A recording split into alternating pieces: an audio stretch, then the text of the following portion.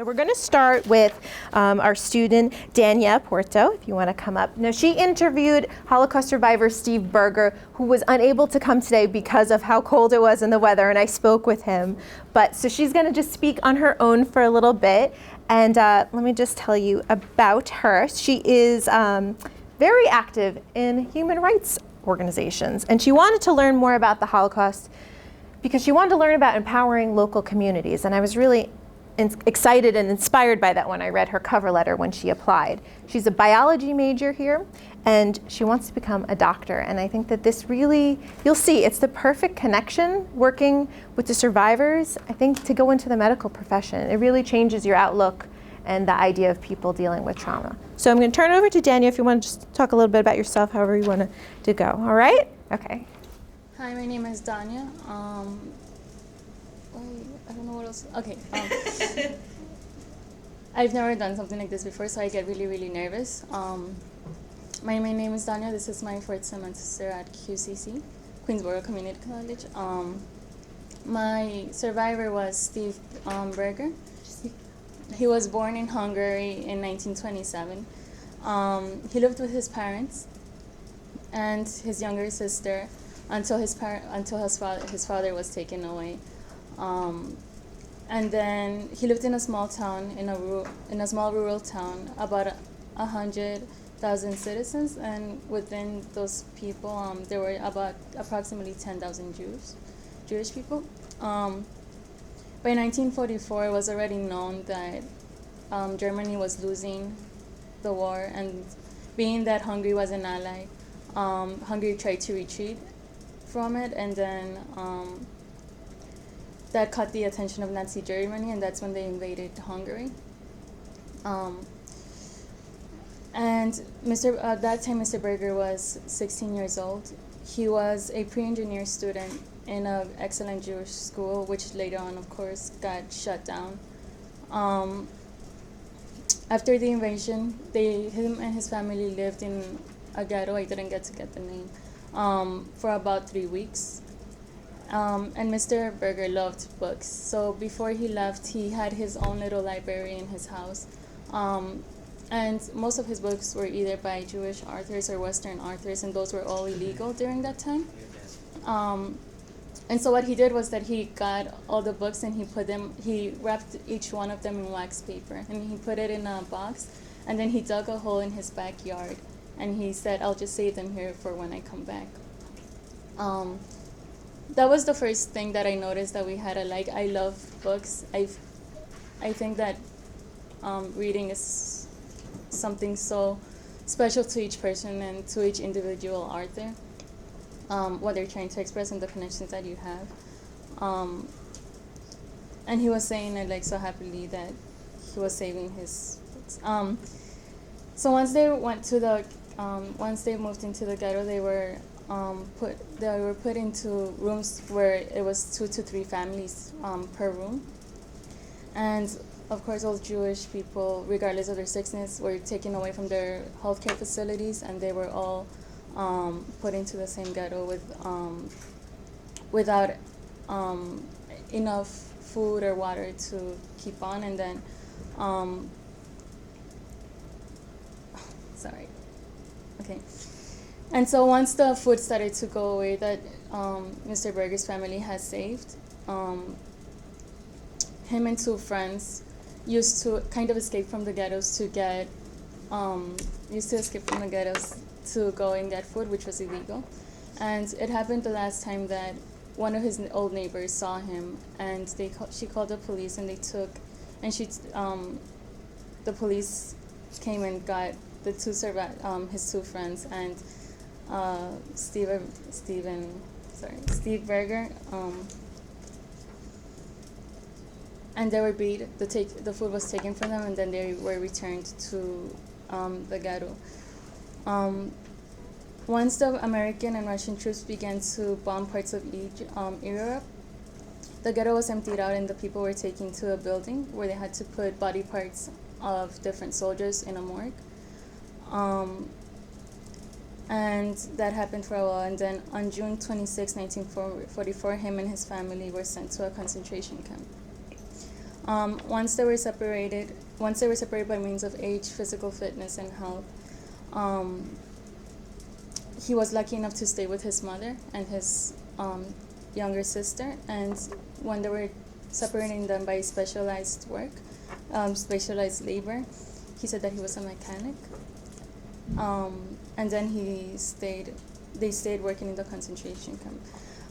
And then by April 1945, and the bombings began, and no one had showed up for work, and the SS soldiers disappeared, and Mr. Berger was able to convince his mother to leave with them. Behind the concentration camp where they worked, there was a sort of, not so close, but a little bit far away, was a building, and they were able to hide in the basement until the bombings and raidings had disappeared. And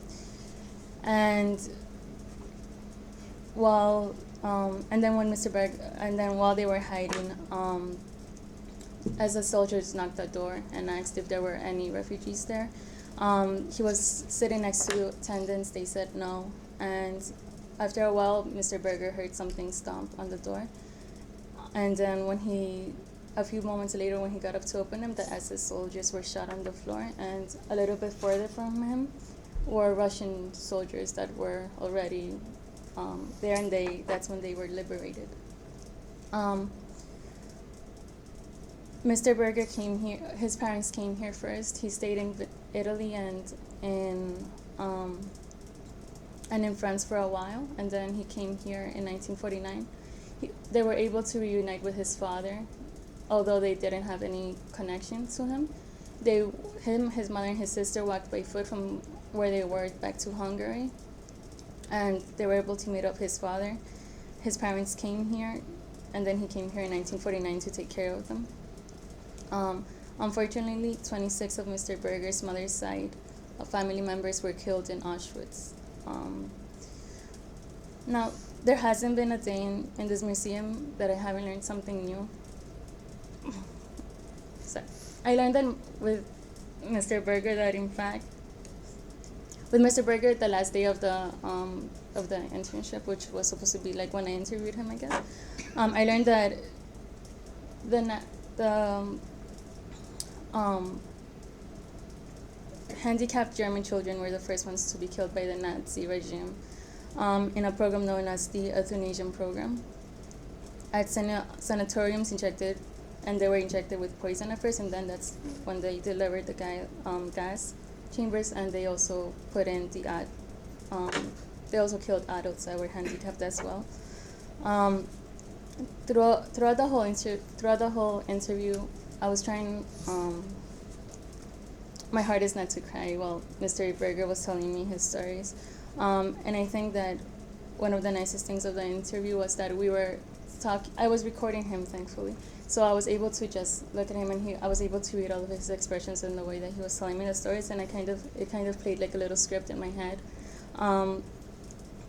I believe that all survivors are strong and admirable, and it's amazing that, in fact, we can call them survivors after all of these horrible events that have taken place. But the ones that retell their stories for future generations contribute so much into creating a better world.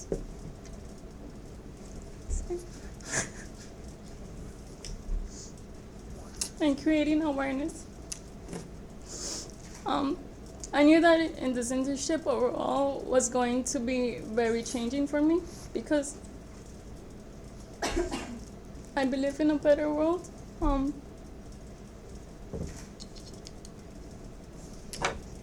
Sorry.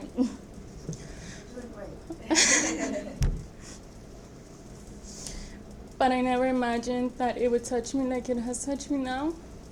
For the past few months, I was reconsidering what the effort and the energy and all of the overtime work that I was putting into the wonderful nonprofits that I volunteer with. And I have these two very separate support systems in my life. One are very conservative and very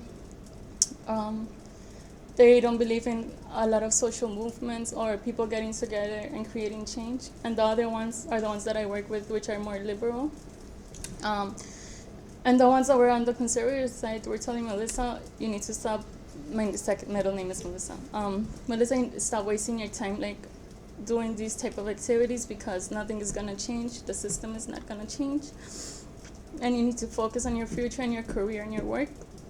And I was starting to agree because, to be honest, I didn't see a lot of things changing that I wanted to change. But once I met Steve Berger, all my hopes, passions, and reasons to keep on came back to me. I was able to remember why it was so important to fight against hate crimes and issues that separated us and that divided us instead of just being one human race. You can kind of say he brought me back to my grounds, and I will be in forever in gratitude with him and for this internship, for waking me up and for making me realize that what I was doing was the right thing, and that it doesn't matter how long it takes or the time, like it doesn't matter as long as we keep on fighting so things like this never happen again. And I truly believe that, at least from my personal view, my world is a better place because of survivors like you. I have never been introduced to resilience like I was shown here. And thank you so much, Dr. Flug and Marissa and Mr. Steve Berger for helping me take part of this project.